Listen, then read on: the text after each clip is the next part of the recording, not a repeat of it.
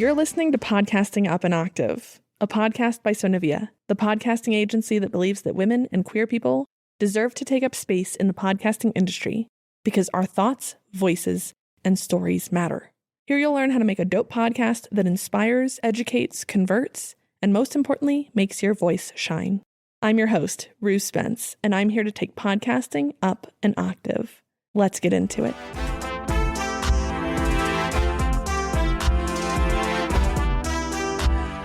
Hello, and welcome back to Podcasting Up an Octave. I am super thrilled to be here, and I'm honestly more excited than I've been in a long time. So I wanted to take today to give some updates, and we'll get back to regularly scheduled programming in no time, but I want to share something that has been magic for me. So quick update, I still sound like this, and that is because it turns out getting RSV the same week that allergy season starts is pretty terrible. Yeah, not gonna lie, it's been a rough couple weeks out here, but I'm honestly feeling really good, and my voice is, I think, the last thing to fully recover.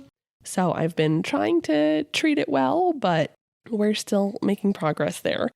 So what I really wanted to come on and talk about today is my audio quality. And this has been something that has been driving me up a wall for a really long time. And honestly, it has fueled so much imposter syndrome in me. And I really want to get into mindset stuff today, as well as some tech stuff, because I am a brand new woman. So I've been dealing with a lot of the things that you have probably experienced or will experience as a podcaster. And one of those is really not being pleased with how my show has sounded. You know, this has come after years of me listening to myself in a microphone and getting really comfortable with how my voice sounds and how it sounds to me. But I was just so displeased with my podcast. It was fueling so much of my imposter syndrome, because I was like, okay, so people are supposed to come to me for podcasting expertise, and I can't even fix my own show. And the most frustrating part is that I've known what the issue is for a long time. And I've known that it's nothing that I have tried. I know that it's not my vaulted ceilings. The echo that you probably hear, that is my vaulted ceilings. I don't have my dishwasher or my HVAC running right now. I've turned off all of my ancillary electronics so that I don't have, EMF interference sounds.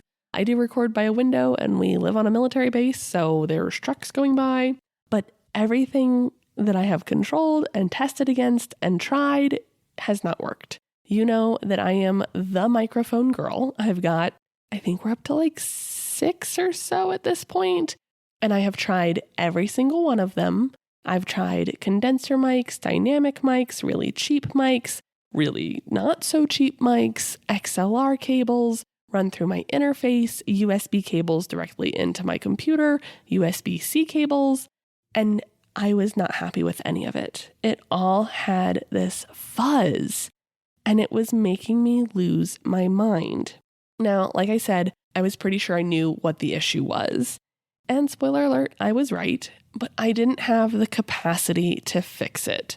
And this is something that I talk to clients about all the time, because I have clients who come to me when they're just fed up. They're like, I cannot keep doing this. I'm so frustrated. And believe me when I say that I get it, because that's exactly where I've been. I didn't even want to sit and record. I was like, I'm going to have to listen to how fuzzy and terrible this sounds, and I'm frustrated, yada, yada, yada. But I finally had enough, because we grow when we're our most uncomfortable. I was finally sick of it.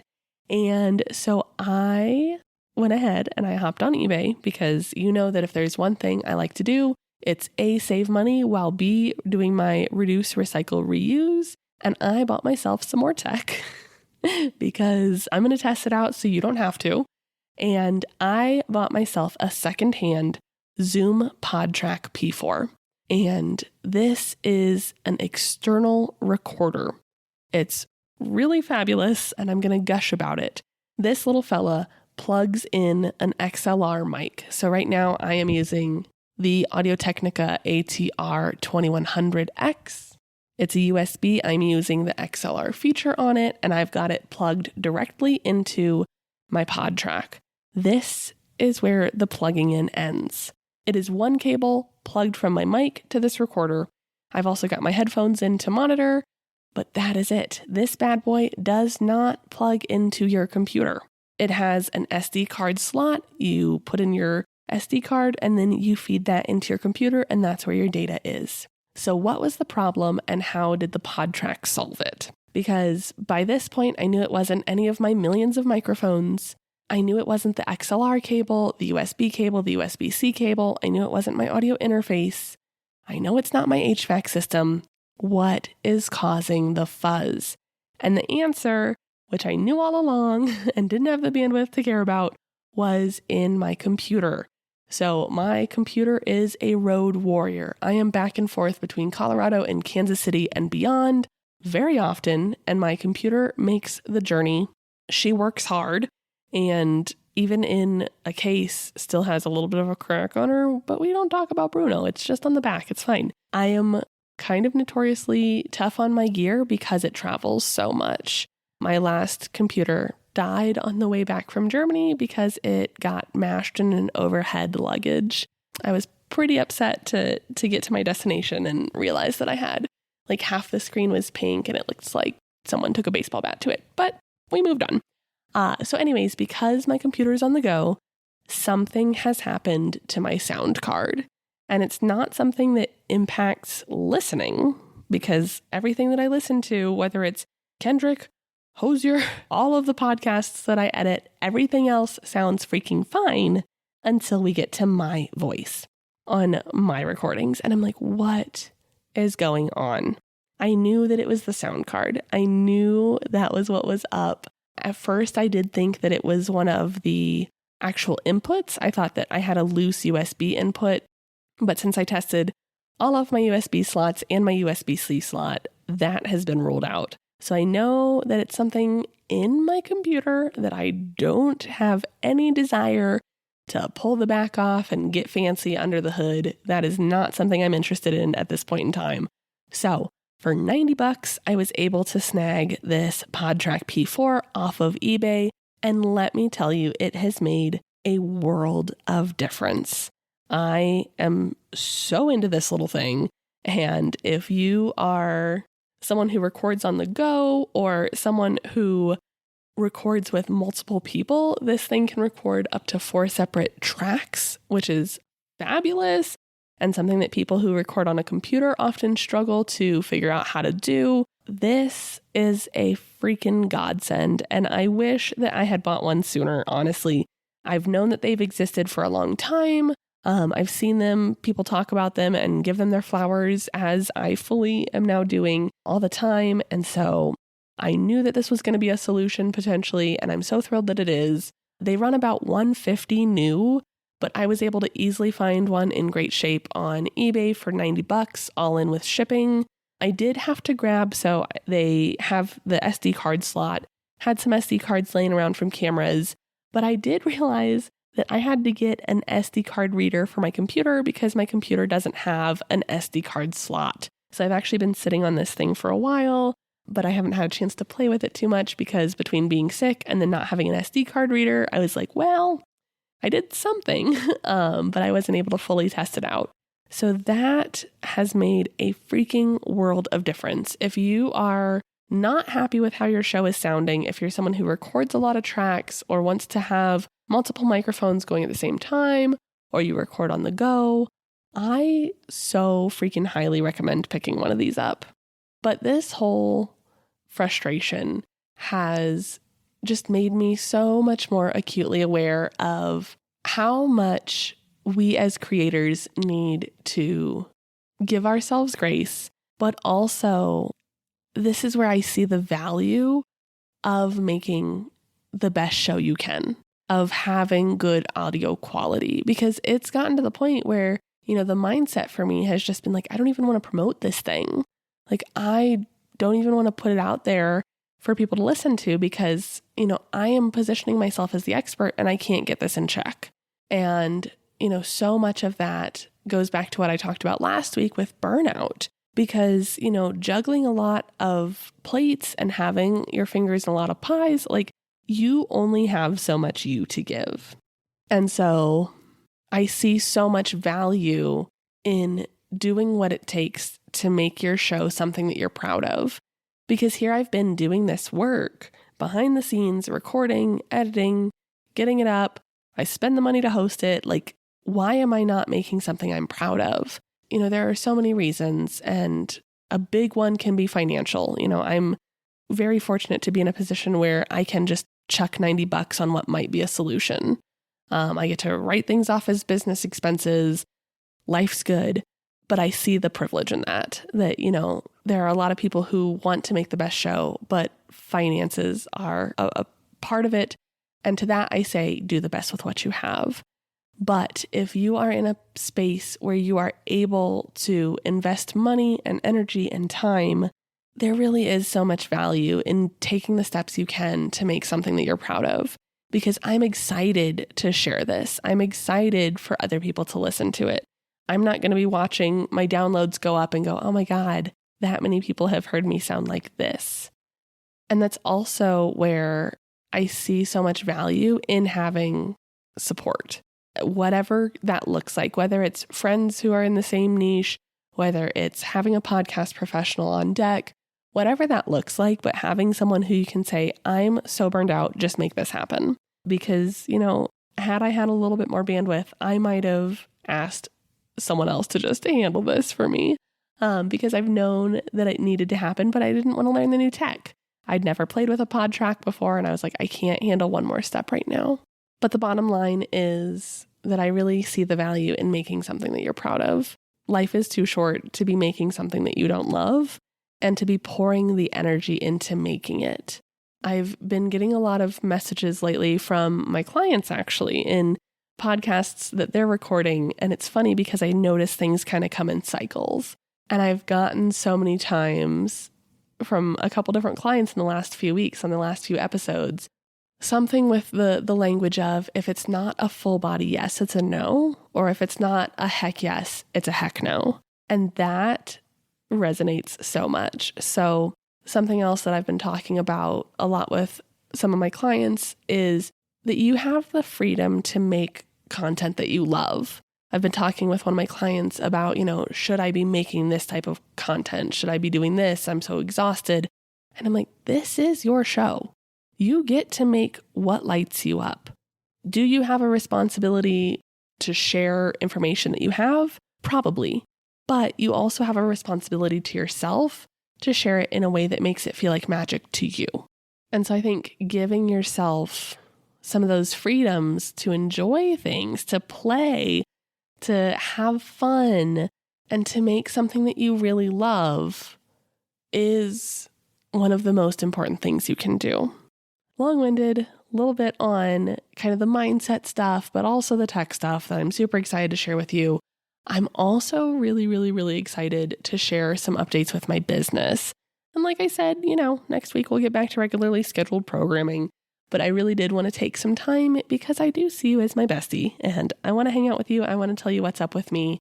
And so these were some kind of big updates that I just wanted to ease back in after a couple really rough weeks. We had I think 2 ER visits and then 2 or 3 doctor's visits. So yeah, I'm just a little done that this is what I have the energy to bring and what I'm excited to bring today.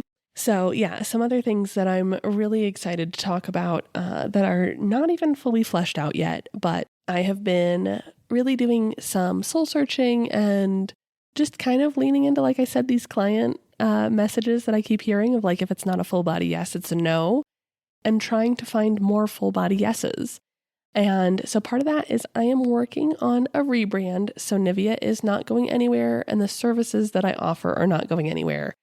But I am seeking to make the facets of my life feel more aligned.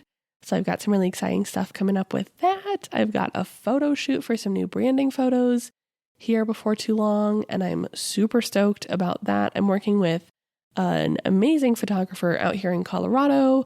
We've got a beautiful spot picked out. I'm so excited already. And I can't wait to share those photos. Things are going to look a little bit different on my website and socials here before too long. But that is something that's coming up soon that I'm really, really excited about. And I'm grateful that you are going to follow me on this journey. And I'm excited to feel like I get to show up a little bit more authentically. That's always something that I've done, I feel like, on the show and when I speak to clients one-on-one. But now I'm really excited to make my online footprint sort of match that as well. And then something else that I'm really excited to talk about is that I'm committing to sharing 10% of profits earned by Sonivia with an organization. And this is going to change. Right now, I am committing to donating that to the NCLR, that's the National Center for Lesbian Rights.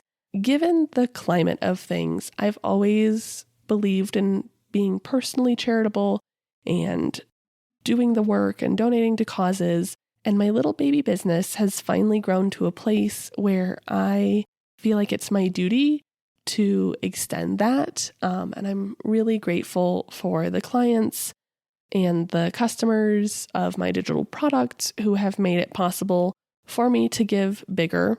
I see that as an extra benefit for the people who, work with me, that it's like, hey, like, thank you for entering this like flow of abundance. Money is energy to me and it's kind of give and take, but that, I'm committing to doing good work with what I am so grateful to get to receive. And so the biggest reason that the NCLR is important to me is because they are doing really good work. They have lawyers, and right now, they're committing to working against the actions that are being taken by the Trump administration for transgender service members in the military. And without saying more than is my place to say, as someone who is committed to equality and making sure that marginalized people get to take up space, but also as someone who is intimately familiar with the military world, this is something that has really hit me hard. I've been really fortunate to know people who are trans service members, and the idea that they're losing the ability to be themselves authentically, that they're losing security, their job, in some cases home, health insurance, all the above, is really devastating.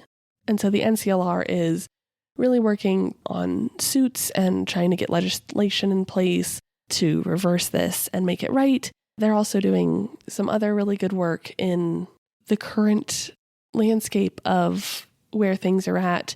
They've got a program called Born Perfect that's moving to end conversion therapy across the country. And they work with racial and economical justice. And they're really doing some good work with legislation and policy, more than just what I listed, but that's the one that really feels very close to home right now. They're doing work with the Women's Health Protection Act, all of the above. I'm going to leave some information in the show notes about them. But for right now, this is who I'm choosing to contribute to. And I'm really, really just grateful to be in a place where I can do that at a business level, to go beyond just my personal contributions to organizations that I care about and work that is good. I ask that even if you're not in a place where financially donating to a cause feels good, that you do the work in some way.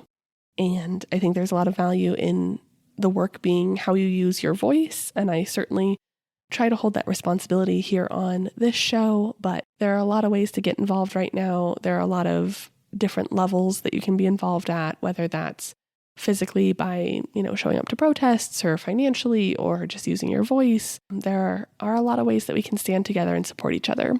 So this got really touchy-feely, but I'm just feeling very grateful and very excited. And I have, a renewed love for doing the show now that it sounds closer to the way I want it to.